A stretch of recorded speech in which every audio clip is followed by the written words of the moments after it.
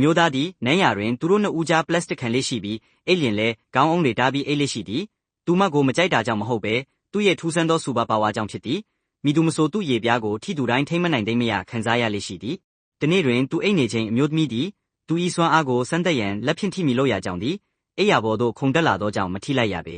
အနာဂတ်တွင်လူတိုင်းသည်အသက်18နှစ်ပြည့်လျင်စူပါပါဝါတစ်မျိုးမျိုးကိုရလိမ့်မည်အချို့မှာလူသားတက္ကစီများဖြင့်ပြင်တန်းနိုင်ပြီးအချို့မှာလက်ဖြင့်မိကိုဖန်တီးနိုင်သည်မြို့တော်တစ်ခုလုံးစူပါပါဝါရှင်များနှင့်ပြည့်နှက်နေသည်တို့ရာတွင်မိန်းကလေးမှာထူးခြားနေသည်အသက်25နှစ်ရှိပြီဖြစ်တော်လဲစူပါပါဝါမရသေးပေတနေ့တွင်သူမ၏ညီမငယ်အသက်18နှစ်ပြည့်မွေးနေ့ပွဲကိုကျင်းပကြသည်သူမဘလို့စွမ်းအားတွေရလာမလဲဆိုတာကိုအားလုံးကရင်ခုန်နေကြပြီးတို့ရာတွင်ဘာမှမဖြစ်ခဲ့ပေမိခင်ကစိတ်ဖြင့် TV ဖွင့်ကြည့်ရန်ပြောပေမဲ့မရခဲ့ရဖခင်ကပစ္စည်းများကိုစိတ်ဖြင့်ရွေးရှားနိုင်မှုကိုစမ်းကြည့်ရန်ပြောပေမဲ့လည်းအလုံးမဖြစ်ခဲ့ပါဘူးမိခင်ကစိတ်မပြတ်ရန်နှင့်အမလည်းစူပါပါဝါမရသေးတာကိုထောက်ပြသည်ခဏအကြာတွင်မိဖို့ချောင်းမှအော်တန်ကြီးကြားရသည်သူ့ညီမသည်လူများထက်စွမ်းအားကြီးပိုင်ဆိုင်ထားကြောင်းပေါ်လာခြင်းပင်မိခင်ထိုင်နေသောဆိုဖာကြီးကိုမြောက်တင်နိုင်စွမ်းရှိနေခဲ့သည်